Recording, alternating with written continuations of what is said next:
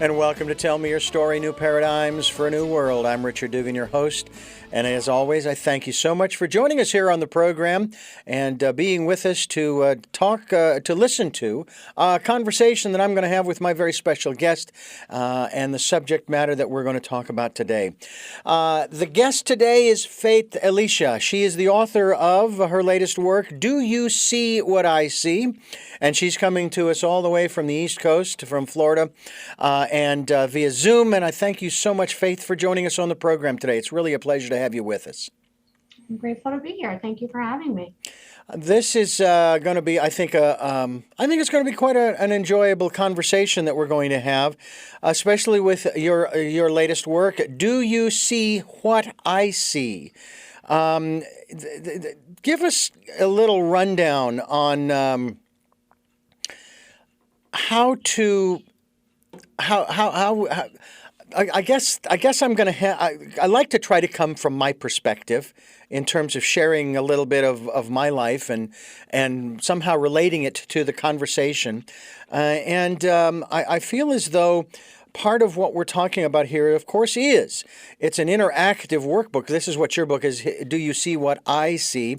It's an interactive workbook of personal reflection, strategies, as well as a tool for everyone suffering from an eating disorder. But when I first saw this, I thought, well, yeah, we can certainly, and we will absolutely talk about this from the context of eating disorders.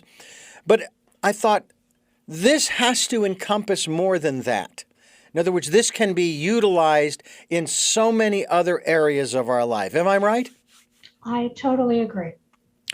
100%. So from that standpoint, tell us how you became involved in this particular subject of eating disorders and creating this workbook for people to help them to understand, who they are, where they are, why they've gotten to where they are, and so forth. I mean, I have all kinds of explanations, but you're the one that is, and I use the term advisedly only because I don't know per se. As we converse, I will, your level of expertise. But we're talking here to the expert because you're the one that's written the book and put this together. So tell us how this affects you, why you felt it important to put this together. Well, I can say I'm an expert only in that I'm recovering from an eating disorder. Other than that, I'm not, a professional therapist. And when I developed my eating disorder, actually later, usually it happens earlier in life. And after my third pregnancy, I suffer from an anxiety disorder, and it just sort of morphed into an eating disorder.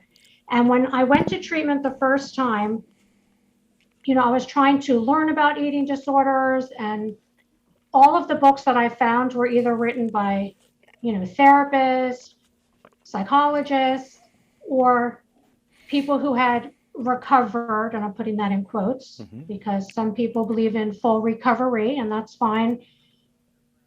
What I found difficult was, when I was in the throes of an eating disorder, to look at somebody on the other side, like, well, how do you get there? I'll never get there. It was too far ahead. I just couldn't fathom, well, I'm never going to get there. I heard on, another speaker once say terminally unique.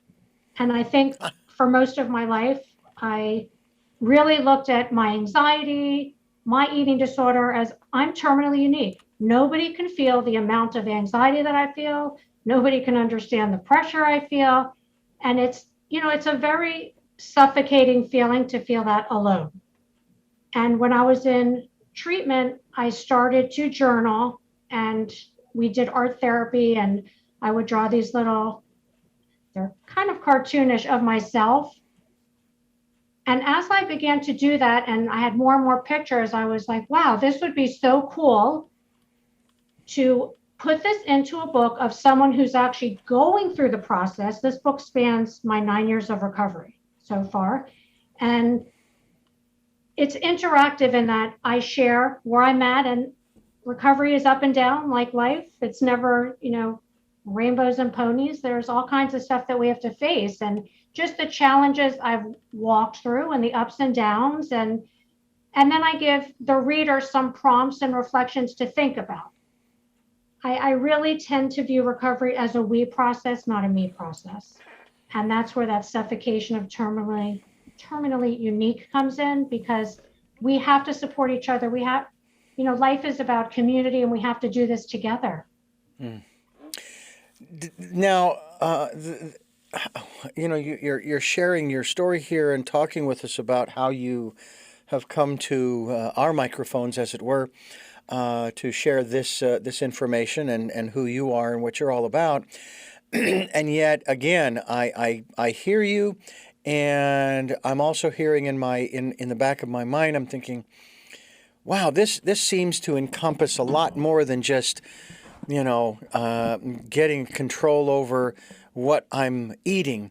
This goes deeper. There's something else going on that I am using, quote unquote, this disorder, whether it be eating or drinking, or I would venture that there are people who even use extreme activities, extreme sports sometimes that can be considered, because they're using that as an escape.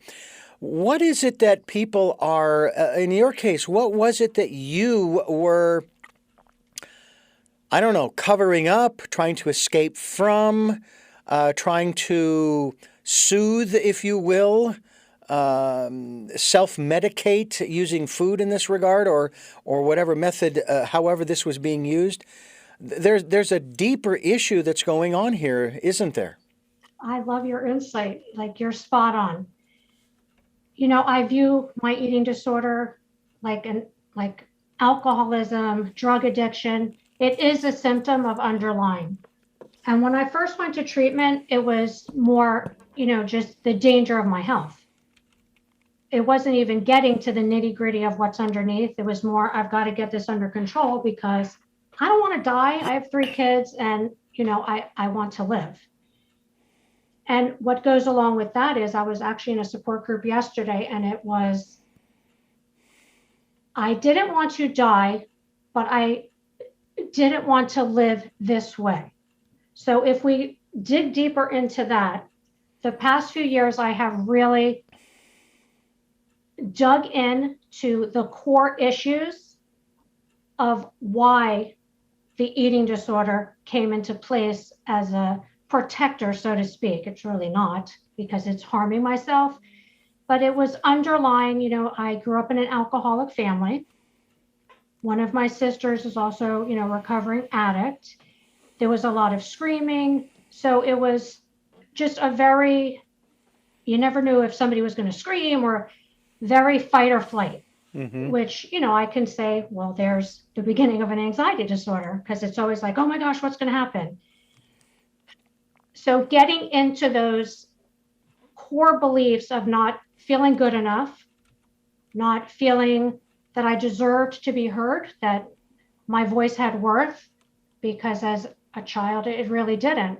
I kept my opinions to myself. I felt that even if I did share them, I didn't want to get in trouble, or people would take, family members would take it personally. So you learn just keep it within and hold all your secrets, and secrets are shameful. The alcoholism, it's shameful. Nobody can know about it. We have to portray to the world that we're a perfect, functional family, when in the walls, it was anything but. There was codependency. It just, a lot of dysfunction. So basically, I, grow up an adult child who really never had my needs met. And in recovery, when I'm asked, well, what are your needs? I don't know, because I was never important enough to try to get my needs met. I have to make you happy, and this one has to be happy, and this child has to be taken care of. Everybody's in front of me. I came last. And the eating disorder became a way of, well, I can't control all these things around me, but I can control what I put in my body and how much exertion I put on my body. It's a form of unhealthy control, because I'm completely powerless over everything outside myself.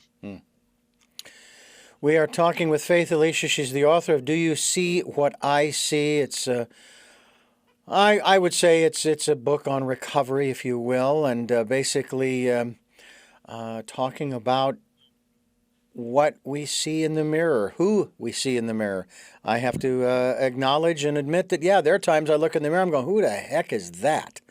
I don't feel like that person, and I like to think that I'm fairly well adjusted, you know.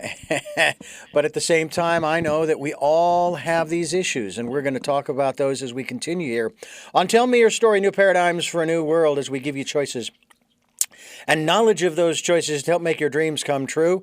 This is a program designed with you in mind to help you find those new ways of living with our guest, Faith Elicia, and her book, Do You See What I See? Faith, let me ask you, when you look in the mirror today, who do you see?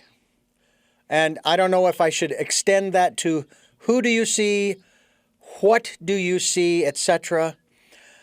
Because obviously, over the course of time, it didn't make any difference what other people saw, because the only thing that was important was what you saw. Exactly. When we're talking about, and I think it could be with any addiction. So for me, when I used to look in the mirror, it's just the focus on the body. It's really a metaphor because the focus is all on the surface. It's never going within. So I'm just looking at the surface and it correlates with not good enough, not this enough, not deserving enough, just all these things. And today, when I look in the mirror, I see a person with a very kind and loving heart, a person who is very spiritually centered, because that has been a very big part of my recovery, an empathetic person. I see positive. And when I say, these are things I see, if you notice, none of these have to do with my physical being, because I'm learning who I am at my center. I never knew that. I did, but I never, okay. But these are important things because this is who I am, not what I see in the mirror. It's my shell, so to speak, but it's who I am at my core is what's important. I was watching a TV show the other day. I love Married at First Sight. And there's, one of the professionals on there, Pastor Cal, love him. So one of the couples was talking and, the woman is sharing, and then the man is saying the things that really annoy him about her. And, listening, and Pastor Cal then said, because then the woman's like, oh, I should change this. And then he's like, you don't have to change anything about yourself. If someone has an issue with you, that's his problem. In this case, it was the husband. That there is nothing wrong with you, and you don't have to change anything about you because you're perfect the way you are. And I look at things as messages. So I'm very open to messages that I receive. And it just was like, oh my gosh, that's it. I don't have to change myself for anyone, accept me or not, for who I am as a person. And in the past, it was, will change for everyone because I want acceptance so badly, the fear of rejection or abandonment, which I still have those fears. I don't like necessarily to be abandoned or rejected, but the strength within is stronger than it used to be. This is a tough one for a lot of folks because this affects the totality of their lives. But you mentioned something very, very important that we talk about on a regular basis on this program. It's a mantra, but it's a campaign, it's a slogan, but it's something very real. And I'm probably as neglectful of doing it consciously, but at the same time very aware of when I get the promptings, and that is in terms of going within, in terms of listening to that still small voice. And I'm wondering how that has progressed for you, because you talked about going within, which is where we get the answers that we really need. But I'm guessing that making sure you're listening to the right voice is important, because you have those other voices inside that are repeating a lot of what you've either heard from others or that you have extrapolated from what other people have said, and you now say them to yourself, or you used to anyway, that helped to perpetuate, in your case, this eating disorder. Can you talk to us about that relationship that you have with that still small voice? You know what? I'm going to be honest and say it's not small. It's Okay. not small. Okay. I'm not perfect. I honestly believe when I wake up, my default is to go back to those old tapes. Overwhelmed, it's too much. So I have to consciously, it's self-care, sit down, get centered. Meditation has become very important to me. I could say just this past weekend, it was a 3-day weekend. Everyone's home. Not everyone, because 2 of my kids are away in school. But, families around. And when that happens, I didn't meditate. And it's mind-boggling how just taking 2 or 3 days off, how the negativity, it breeds. It just grows and gets into like a funk, a mindset, a negative mindset. So I have to reset. So yesterday morning, okay, we're back in, and I like these. I don't look at it like, oh, what'd you do? No, this is a wonderful learning opportunity to see how important it is to put myself first, to meditate, because that does center me. It just allows me to breathe and give me a fresher, healthier perspective. So I can act and not react. And this is so not easy. It sounds easy. This has been years of work. I also belong to a 12-step program, Codependency Anonymous. So, just in working with that and developing a relationship with a higher power has helped me. And then with meditation, it helps to, just strengthen my belief in a higher self, if you will. Mm-hmm. Yeah. That's interesting, because I'm in a phase in my life where it has been suggested that I attend CODA meetings. And fortunately now, of course, we can do that online, which is kind of nice. It's not quite the same, but it certainly would have the same effect. Now, I haven't done that yet, but I'm sitting here going, wait a minute, I understand what codependency is and all of that stuff. How in the world, why would I need that? I don't understand. And the only thing that I can think of is that I exhibit a particular behavior that I put under the category of chivalry. I was raised to treat people kindly, to help them whenever they needed it, to offer, and so forth. They can certainly decline the help, but I always want to put that forth. And I guess, I'm just guessing here, you've got the, again, I'm not going to put the expert label on you, but you have the experience going to these meetings and understanding it, that I guess that can turn into codependency, in that I am just waiting for the next opportunity to be there and so forth. And I am now having the experience where they don't want the help. And it's a little disconcerting. It's like, but I've always done this for you, and now you don't want it.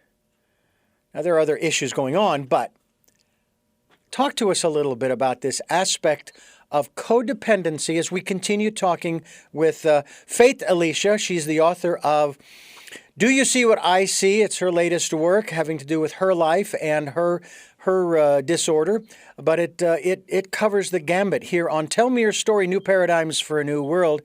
Elicia, please share with us your thoughts about this aspect of codependency and how these groups can really help, whether they be on Zoom or in person. I cannot even say enough. I'm with the group I'm with, it's small, and It's the first thing that comes to my mind, it's safe. As I said, there's shame. And even with the eating disorder, like now I'm talking on podcasts and I wrote a book about my life story. For so many years, there just shame. And it really goes back to those core beliefs of not feeling good enough. I'm not recovered. How could I write a book? I'm being a hypocrite. I'm not healed. But for me, healing is a lifelong process. There's not a destination. My life, it's a journey. That's it. I've heard you talk about life, being a teacher and the classroom and all that. And it's so true. With codependency for me, it was about having no boundaries, no personal boundaries. So basically, letting my children walk all over me because I don't want conflict. Again, this goes back to the childhood of fearing anger. Mm-hmm. So if I try to avoid confrontation because I don't want rejection, I don't want to be abandoned. It goes back to all those false beliefs about myself that I'm still working on, proving that they're not true, but they're there. They're still there. I'm just working on being stronger. So the codependency, it's letting others make decisions for me, going against things that I believe in, and that's not okay. Like, I am my own person. I'm capable of making my own decisions. And if you don't like it, I'm sorry. As long as I'm being my true self and I'm not hurting anyone, then I can say no. And if you don't like it, I'm sorry. And it sounds horrible, but it's really your problem, not mine. I can't take on everyone's problems anymore. And I think with the codependency, also being an empath, like everyone's therapist, just dump all your stuff on me so that, we can talk through it, because I do believe I'm very accepting, because I know what it's like to have issues and not be perfect. So I accept people for what they are with no judgment. But it gets to a point where now it's starting to affect me. When their issues are affecting me, we've crossed a line because I didn't know how to set boundaries. So being an altruistic person, like you say, that's a beautiful thing. That's such a gift, because why am I putting this book out? When my father was an Alcoholics Anonymous in my later life, his whole thing was being of service to others. And he would sponsor so many people, and he really did change lives. And when he passed away, 3 years ago, he passed away from Alzheimer's. I think that's when I decided to put the shame of the eating disorder aside, because just like my dad, if I can help one person, I've done my job. I'm willing to put myself out there and be vulnerable, because if it can help someone, that's what we have to do. So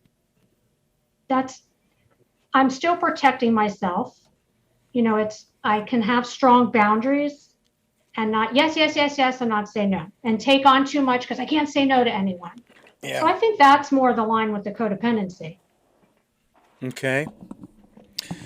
I would agree. I would be in alignment with you, especially in terms of the whole issue of not liking conflict. Can't stand it. I can't stand it with others, and I can't stand it if it's in my life. I just don't like the energy, especially. All right, maybe there's an underlying aspect of wanting approval and so forth. That's probably true as well. Probably not so much from my family as much as from when I was a kid growing up in school and getting bullied, and just wanting to belong, just wanting to be accepted. And that's interesting how we do that. And here I am in my 60s. I'm 61 years old. And I'm sitting here and I'm going, are you kidding me? I'm doing this. I'm going through this again. Seriously? And you talk, I've even asked this question on numerous occasions from people who have been dealing with certain different disorders. And asking about, isn't there a point at which you recover? You don't have to deal with this anymore because you got it. And it sounds like the answer to that question is no from a lot of people. What are your thoughts? Wouldn't that be amazing? It would be nice. Oh my gosh. There wouldn't be any podcasts because we'd all be healed. We'd all be awesome. But we are all awesome because we're perfectly imperfect. And that's the bottom line. I say that this is a journey. I'm constantly going within. I have a therapist that I see every week. I journal. I'm constantly going deeper into those core beliefs that are not true and working on changing them by doing actions and behaviors that prove otherwise. Because I am competent, I am capable, even though that little voice is like, no, you're not. And with the bullying, it just shows how it's like one event in someone's life can just cause so much harm that you just carry with you. And it just hurts me. And I think that so many people, we do have that, and it's just hidden underneath. It's looking in that mirror and just seeing the physical instead of hurt or pain, but getting to that and working on it and letting it out and crying and screaming I don't scream because I don't like anger, I told you, even though anger is just a feeling like anything else, but I can write about it and kind of work through it. The more self-awareness, I could say, the healthier I become. So then when you say, then there is no, do we ever get over this? No. However, we keep learning more about ourselves, which is more freedom, more awareness, more acceptance of others. And it's just a more peaceful way to live. Mm-hmm. Yeah. Yeah, there are times when it can be a hard life, or at least it seems hard. But if we're still alive and breathing, well, then it wasn't that hard because it didn't kill us. I don't necessarily care for the phrase, whatever doesn't kill you makes you stronger, but I know there's some truth to that. As we continue talking with Faith Elicia, she's the author of Do You See What I See, having to do with not only her own eating disorder, but also any other disorders that you or I might be dealing with. I went through a lot of personal development programs, as I've shared on this program, over the last 40 plus years. And I remember sitting in one of them early on in the early 80s called LifeSpring, looking around the room and just kind of thinking I was really put together. I'm good. I don't know why the heck I'm here in the first place. And I was in my 20s, early 20s. So it kind of tells you where my my self-esteem was from the standpoint of, I'm good. And wondering, when are these people going to get it? And not too long after that, it dawned on me, you're one of these people because you're in the room too. So I had to recognize that I am not alone and neither are they. And that, as you said, we are here to help each other. And we are here to help you, folks, by bringing you this program. Tell Me Your Story, New Paradigms for a New World, as we give you choices and knowledge of those choices to help make your dreams come true. This program is here Sundays at 7 a.m. and 7 p.m., Monday mornings at 1 a.m., Wednesdays for a special edition of Tell Me Your Story, 9 a.m. on Wednesdays, and we stream live at those times at richarddugan.com. The podcasts are on SoundCloud, iTunes, TuneIn Radio, Spotify, Stitcher, Player FM, Blueberry, as well as iHeartRadio, Amazon Music, and many other podcast platforms. And you can watch these interviews, and I hope you'll subscribe as well, on YouTube. We have a channel, Richard Dugan, Tell Me Your Story. Hope that you will watch the interviews. Hope you will go to our guest website, which, by the way, happens to be faithelicia.com. We will be linked to your website too, Faith, so that people can connect with you, contact you, and get more information, get a copy of your book. You have a lot of different links on your website to various disorders and so forth. And matter of fact, just to point out a couple, anorexia nervosa. You also have one on bulimia nervosa, as well as binge eating. Let's see. There was one other. Oh, there was also one here. ARFID and then OSFED. Before we Otherwise go any further, specified, can you yes. elucidate on what those last two are? Those acronyms. Yes, so these are just different types of eating disorders. Okay.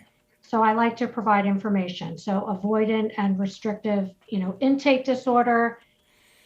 And I don't want to get into each one, but otherwise specified eating disorders.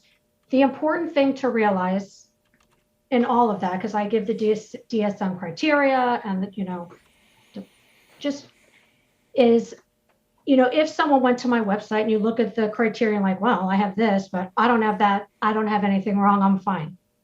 No two eating disorders are the same. No two recoveries are the same. This is something I stress all the time because I could have someone, a support group of women with eating disorders and men, because eating disorders do not discriminate against age, race, sex, socioeconomic background. They get it all. So no one's excluded from this joy of having this disorder. And no matter what our disorder, and we can all have different behaviors, remember, to cover up or to help us deal with whatever's going on. When we get underneath to the feelings, that's where we relate. It's underneath, not the symptoms. So I could be in a room with alcoholics and addicts and gambling addicts. If we all stop talking about the behaviors, like let's really get to the feelings, underneath it's usually, from what I've found, because I've also been to AA meetings with my dad, and that's a whole other story, but it's just those feelings of not good enough, fear of abandonment, all those things. It just goes back to those false core beliefs about ourselves. I'm thinking about, because you have mentioned several times about the cover meaning something more. When I drew the picture of the cover of my book, it's me looking in a mirror. That's like my little drawing of faith. And my distortion was off. What I looked like and what I saw in the mirror was different. And, I just think everybody's walking around doing their thing. And I always tell my kids, everybody has a story. My mom used to say, behind every garage, there's something going on. Everyone has something. So, I've met so many people and they're like, you're the most chill person. You're so laid back. If they only knew. I'm an Academy Award, give me an Oscar for chilled, laid back artist of the year who suffers with extreme panic and anxiety all the time. I'm that good at hiding it. I mean, I'm nervous now, but I'm really good at hiding it. It doesn't define me anymore. It's just a part of me that I've learned to live with. And I've done the 8-week mindfulness class and the 8-week self-compassion class. I know you've spoken about hypnosis. I've gotten certified in hypnosis and Reiki, all these things to help me heal me. It's not about others. If I can help others, that's awesome. But it's more about myself. So, it's so easy. We look at everyone just walking. It's, do you see what I see? Because deep inside each person, there are hurts and there are pains, and we all have stories. And I think with that outlook, it's just more acceptance. So when people are behaving in an unkind manner, I can just have some empathy and, wow, I wonder what's going on within them. It's not me. If you're having a tantrum at me, it's really not about me. It's something that's going on within you. So it's being more open to that, if that makes sense. Oh, absolutely. One of the other things that I have come to realize is that we all have the same emotions. Certainly the intensities are different, that's true, but we all have the same emotions. That's what connects us. That's what makes us all the same. It is only the stories that make us unique, and we all have them. Part of the reason why we do this program, because everybody has a story to tell, and we like to hear about them. And yours is a unique story as well, because it's yours. One of almost 8 billion, okay? But yours is as important as the others, 7,999,000, blah, blah, blah. But you also have had, it's like you said before, It's what's going on underneath. It's what are you feeling? And then we'll get into the story as to why you're feeling that. I like one of the things that you do have up on your website, and I'm going to get back to that here right now. You have this little drawing where it says on the left side here, I am enough, I have enough, I do enough. On the other side of this particular drawing of you, you are enough, you have enough, and you do enough too. And then, of course, you say, wow, who knew? And I get into conversations with my guests about, just being. Just being. Oh, you went over there and you got it because I was reading something and you did that. Your little doll there of you. I love that. I was going to ask you about that. I love her. Tell me about her, please. So when I drew the picture of little Faith, so I was in a happiness, I'm always joining programs. So I did a 6-week happiness workshop. So it was like happiness, mindfulness. And the instructor, he would always say, I have enough, I do enough, I am enough. And that became my mantra. It's true. If I sit back and think, and this is where blessings and gratitude, I have everything I need. I am enough. We all are enough just as we are. So I was like, I have to make a doll of her.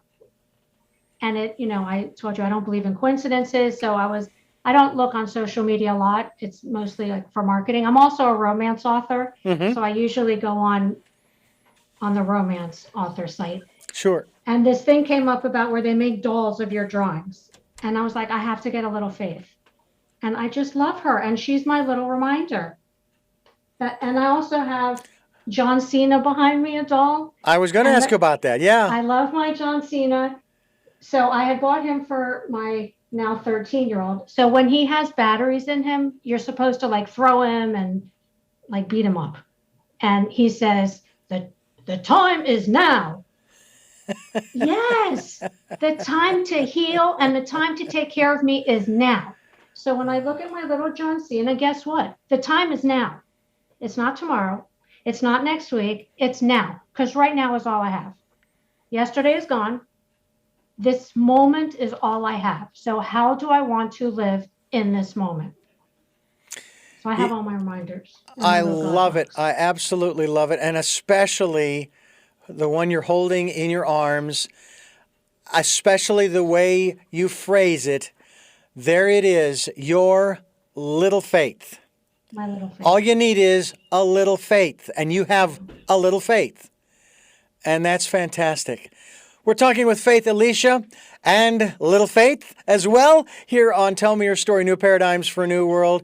And she has written a wonderful book that I think you should get a copy of going to faithelicia.com as we are linked to her website. And the book is called Do You See What I See as we continue here on Tell Me Your Story. You do know, folks, that we are bringing you choices and knowledge of those choices to help make your dreams come true. And one of the things that gets in our way is it's not the feelings as much as it is the stories that we tell ourselves.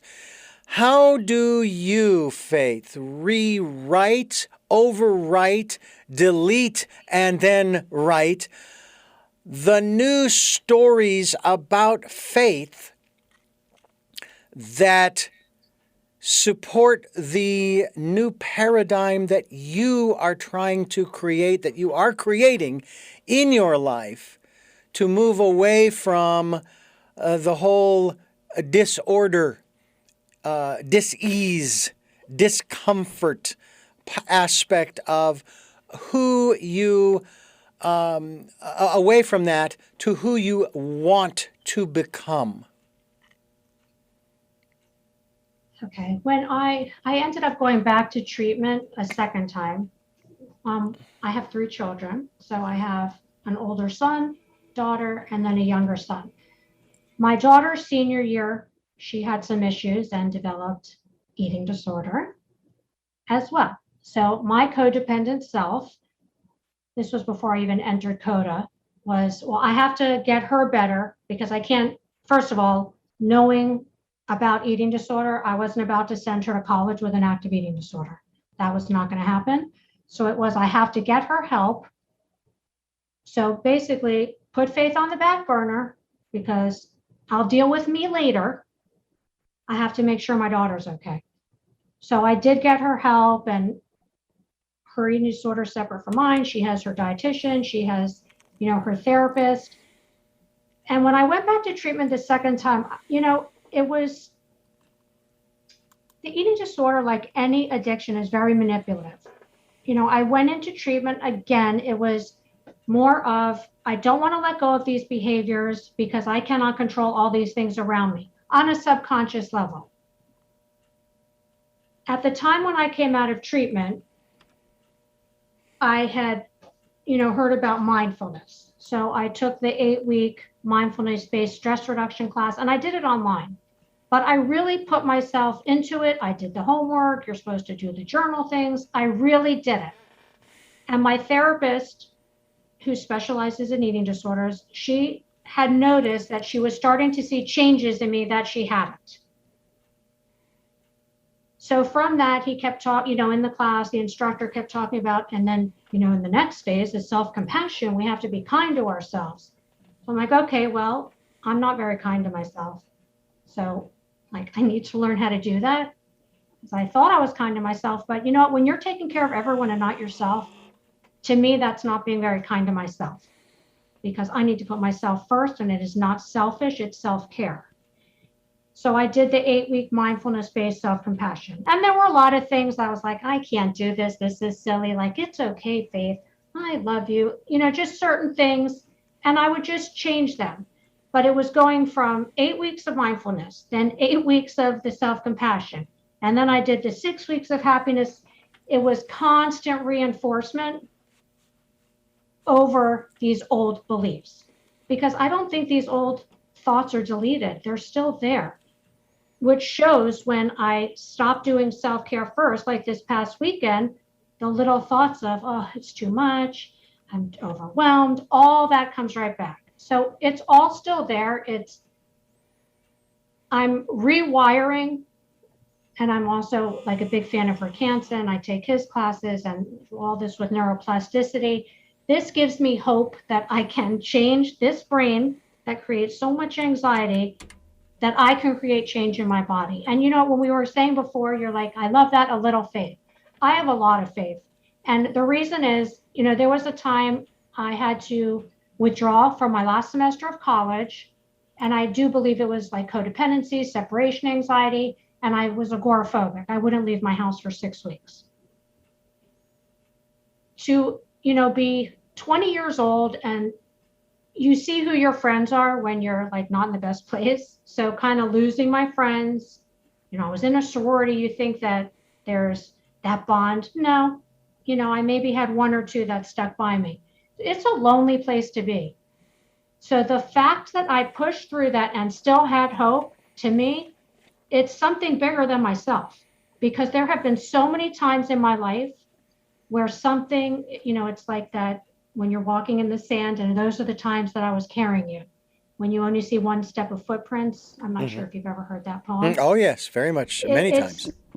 There are so many times in my life where there's been one set of footprints. It has to be. That has to explain how I'm at this point in my life. And I also, when you were talking about LifeSpring in your 20s, I guess I'm 52, and I don't know, maybe it's just like a change in life where I'm so interested in learning more about myself, more open, where I find with my kids who are in their 20s, it's more not as much. And I know moral development, it's in the early 20s. So, I do believe that having faith has pulled me forward and given me strength that I don't believe I had. That's the only explanation I can have for it. And then it's practicing all these things and nurturing that with meditation and practicing the mindfulness and all these things that help me each day. But it's not, the old tapes are not deleted. I can tell you that right now. They come back if I don't constantly work on overriding them, rewiring them. Yeah. You know, in this business, in audio production and editing, in the early days, at least my early days, not going back to the 30s or 40s, but the late 70s and 80s, we would work with a razor blade and a China marker and very narrow pieces of tape to splice out the sections of audio that we didn't want. And then we also had this device. Now, it was usually referred to as an eraser, but the technical term, at least as far as I'm aware, was called a degausser. And it was electric. Usually it was an electric eraser. And what it did was when you turned it on and you ran the audio tape over the top of it, or vice versa, they had handheld ones which you would go around in circles on the reel-to-reel, and it would remove all of the I will call them electrical impulses, if you will, that were put there during the recording. It would remove them. It would erase them. Gone. Never to be retrieved. There is no undo. And I wish, and you probably feel the same way, there are times I wish that we could do that with specific circumstances. However, I've also made this comment, and I'll have you discuss this as well. If it weren't for those memories, those experiences that we would like to erase or remove, we wouldn't be the people we are today. You would not have written this book. You would not be holding in your arms Little Faith. You would not have the experiences that you are having today in those success areas. Your thoughts? I totally agree with you. You know, I do believe each one of us has gifts, and we all have a purpose. And you're right. If I hadn't gone through and there's so much more, and it's in the book, I've gone through a lot, but it all makes me who I am today. If I hadn't, like I said, been carried in the sand, I wouldn't have the faith I have today. I wouldn't have the inner strength. And isn't it funny how I have this inner strength to persevere and put one foot in front of another when the little core inside is like, you're not capable, you can't do it. But look, I keep doing it and keep doing it and keep doing it. So it just shows you that they're false beliefs. And yes, gosh, it would be amazing if we could just erase them, but they do make up who we are. I heard something the other day, and it was talking about life happening to me, and it's that victim role. And I do think it's very easy to get stuck in that. Like, why does this have to happen to me? Why do I have to have an eating disorder? And it goes back, I'm terminally unique. Why do I have to have all this stress? Everyone has all this stress. Everyone has something. It's how we deal with it. Unfortunately, when I was a child, I didn't learn healthy coping mechanisms.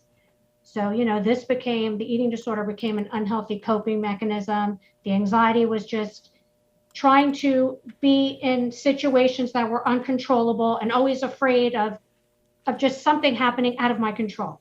So, this is my early programming, and now I'm trying to reprogram. But all of these things make us who we are. And I do believe my purpose is to have a voice, which ironically enough, I always felt my voice didn't deserve to be heard. And that's why writing is a passion, the romance writing, and I do it for me. If one person reads a book, and not this book, obviously, because it's like deep stuff, but a romance book and smiles and goes to bed and has sweet dreams because, they were in a nice space before they went to bed. Mm-hmm. Yes, that fills me. I do believe that we have to find that purpose, and that this is not my living. Obviously, I have, a daytime job, but I have to feed that part of myself and nurture and nourish that part of myself. Otherwise, I do feel stifled. So we have to find what that is that lights us up inside, and feed that no matter what it is, because that just creates that excitement to keep going and do more. What was the faith that you grew up with, the philosophy more so? What was that formed your concept of yourself and the world around you, the universe, life after death, life before death, life before this one, and so forth and so on? What were you raised in to start things, and where are you today? So growing up, I'm Jewish. We were not religious. My parents were actually kosher caterers, so they were in temples a lot, catering, but we didn't go to temple. It was more traditional, the holidays. And I can say it's the same thing today. We, do the holidays because, it's tradition. Where I really learned about the spirituality and all that was through my dad. When my dad had been in AA and then had a relapse. And this was during my childhood, and he would only get drunk on like once a week, because that's when because they worked together when my mother wasn't around, because he didn't want her to know. And then the rest of the week he was on the dry drunk.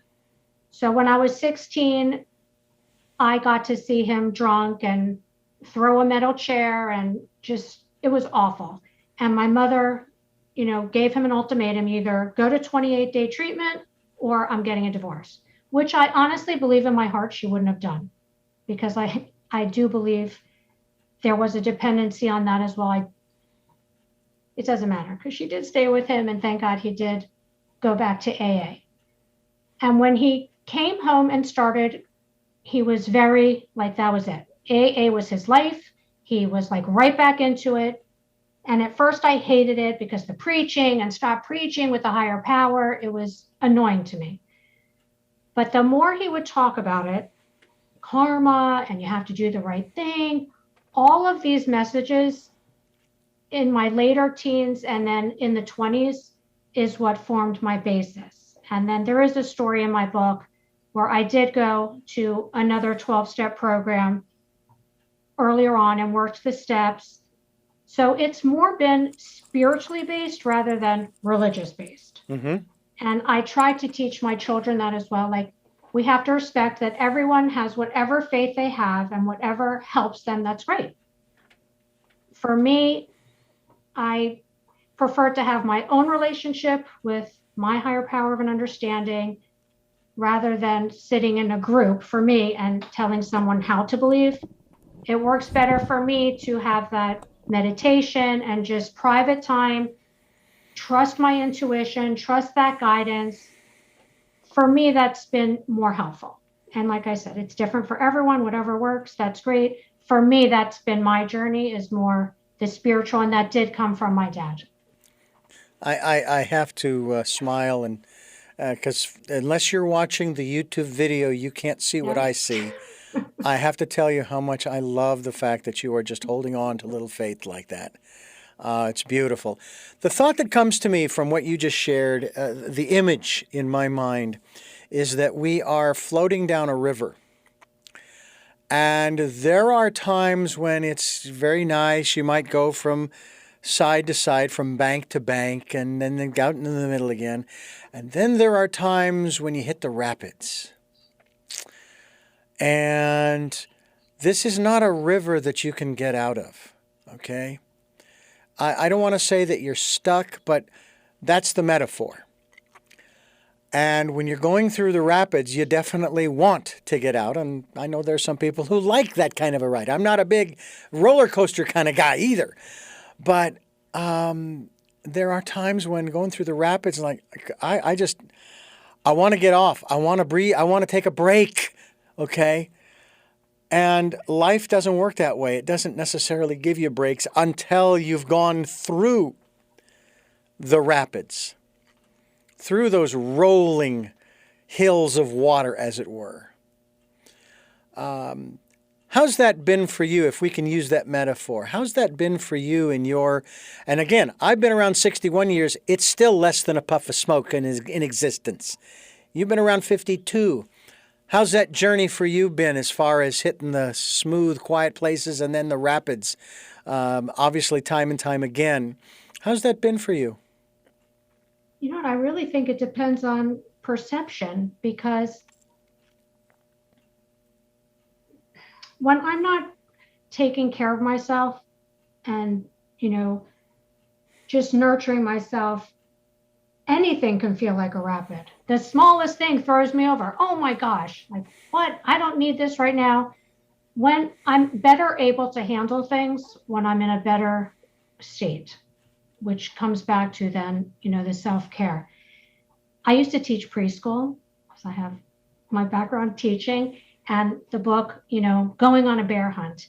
And I've been saying this for years because I don't know if anybody, has heard this, but we're going on a bear hunt, we're going to catch a big one. We're not scared, been there before. Mm-hmm. So the kids have to walk through the grass. Can't go over it, can't go under it, got to go through it. And then it's the swampy water. And to me, that's life. You can't go over it, you can't go under it, you got to go through it. It's true. We have to go through it. It'd be great. Okay, so I can avoid it and go over and under it by engaging with my eating disorder. But then when the same problem's still there. Yeah. So I have to go through the process, as hard as it is.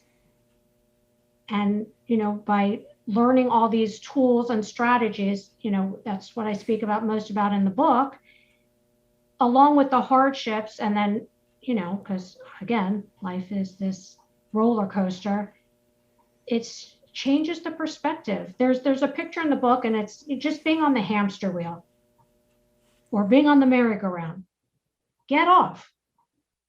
Just get off. Just step off the ride. But it's so hard sometimes because you're spinning in a wheel so fast, you just can't step off. And so what I would say to that, and from your question, is in those times when the rapids are where you really do feel like you're drowning, and this is not easy, ask for help. Yeah. Those are the times there is support out there. And from someone who feels terminally unique, there are others who feel the way I do. Obviously, I say, if I was the only one who felt like this, why were there so many people in treatment with me 2 times? Why are the 12 step rooms filled with people? I'm not alone. Mm-hmm. There are many people, and it's such a freedom when you reach out for support from people who are going through the same things, the acceptance, the warmth, and like, oh, I could breathe and just be myself.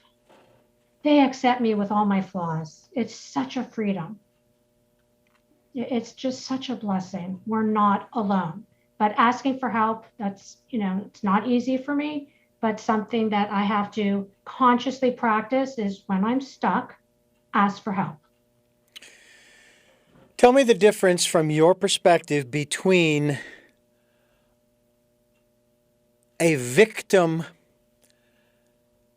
and a responsible person in dis-ease or disorder.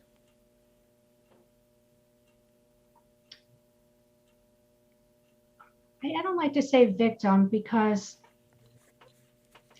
I'm just going to say someone who is in the throes of any addiction or disorder, dis-ease. It is so all-consuming that it does feel like life is happening to us because we don't know different. How do I get off that merry-go-round when all this stuff keeps happening to me?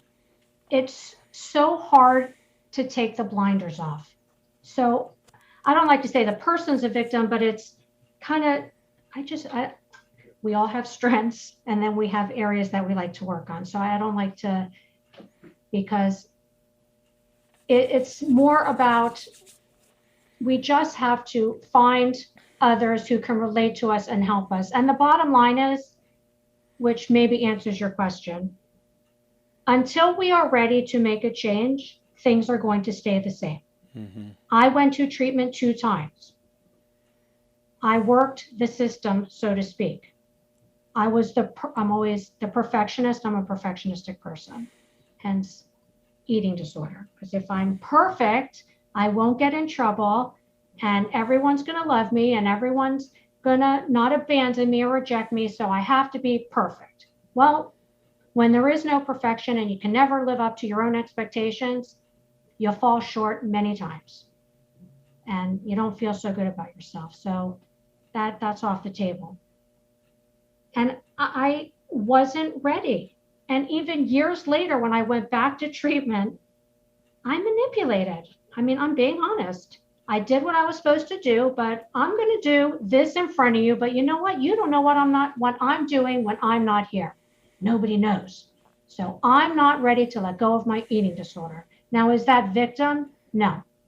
It was so afraid to let go of the only thing that was giving me a false sense of security and control. The fear of change and unknown was more scary than living in the nightmare of an eating disorder. And it wasn't until, honestly, I started that mindfulness class is when everything started to change. And hearing about neuroplasticity, like, wait a minute, you're saying I can change my brain? I can actually change the wiring of my brain? This blew me away. So I'm like, oh, I have to do this. I have to change the wiring of my brain. I have to make it better. So I keep doing these things to make it better, because the other way wasn't working.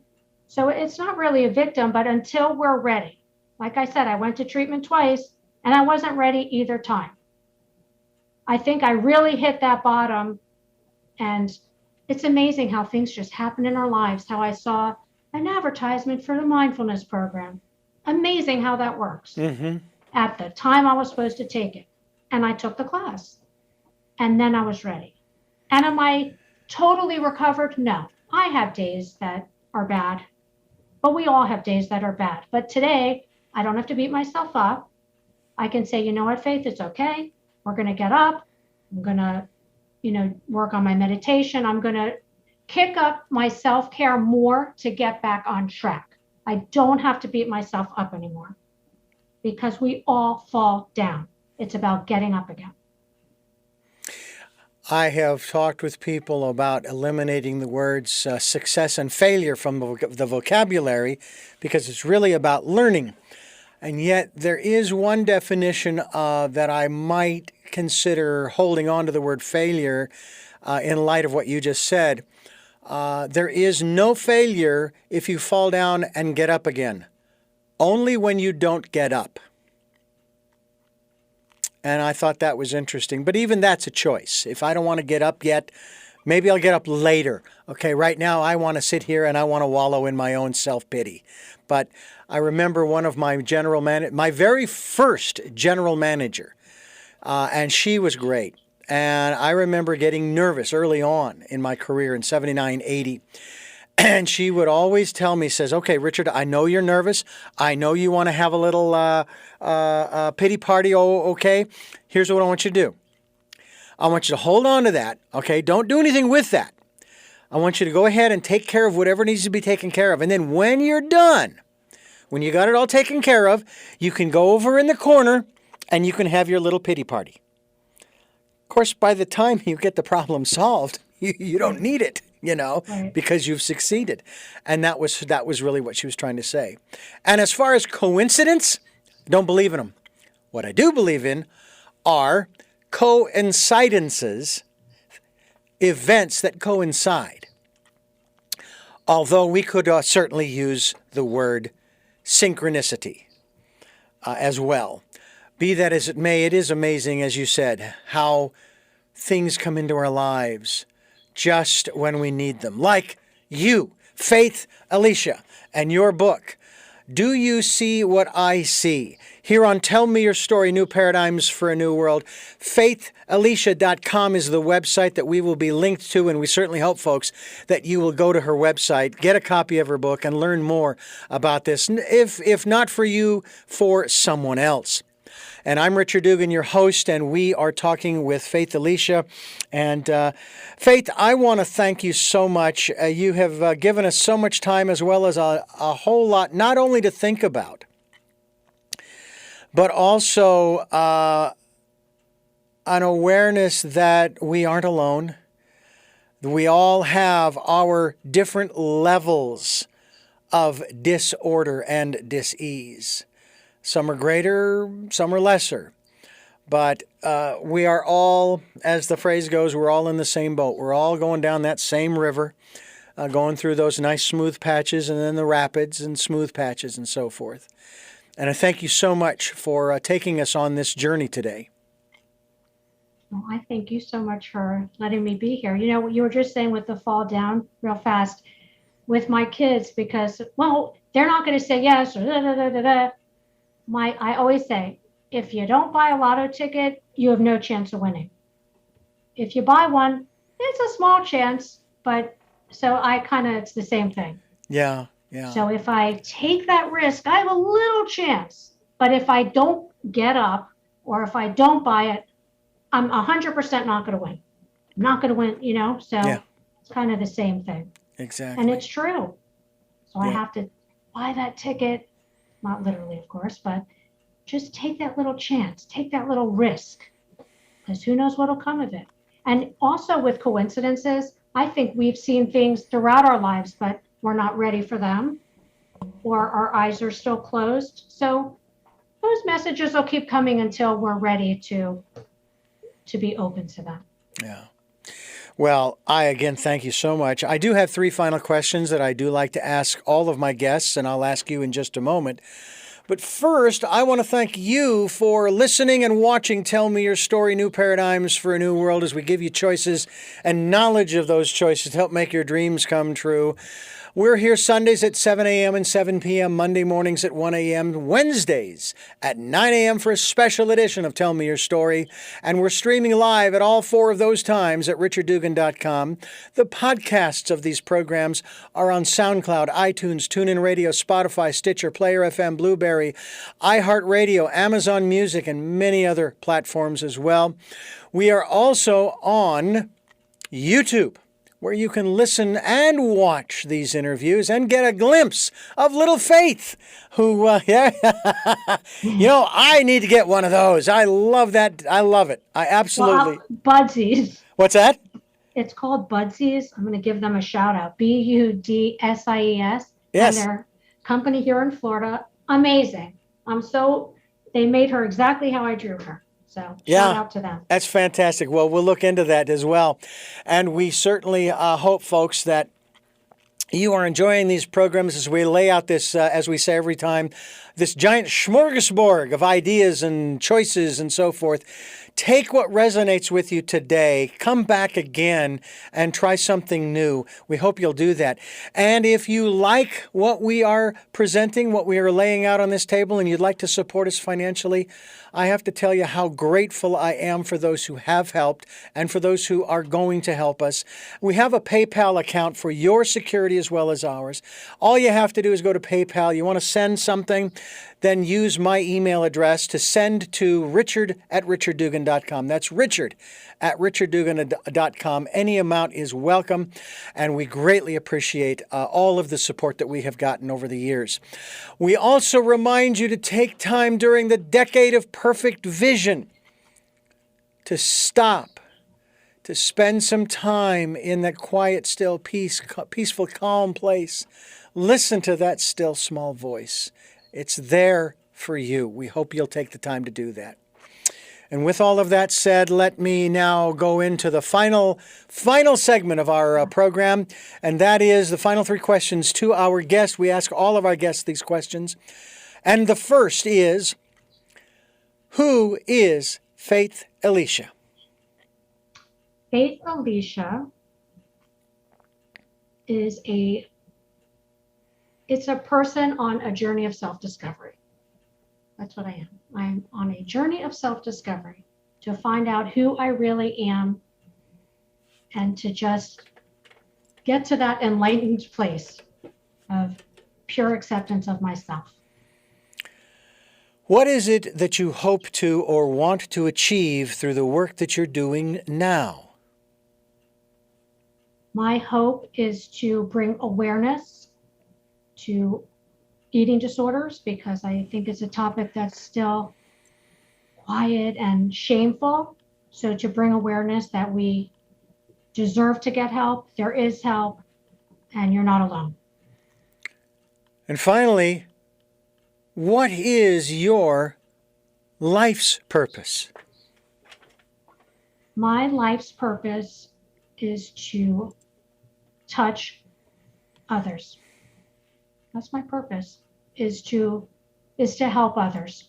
I do believe that's my purpose. Well, Elicia, I thank you. Faith, Elicia. Okay. I'll go by both. I thank you so much for joining us on the program today. It's been a great pleasure, and we look forward to having you back again. And maybe we can dive into that whole romance realm that I guess a lot of people, they're still looking for that in their lives too. Yes, it's a wonderful thing. And I thank you for listening to and watching Tell Me Your Story, New Paradigms for a New World. We are giving you choices and knowledge of those choices to help make your dreams come true. Until our next broadcast, podcast, videocast. Love to Lal.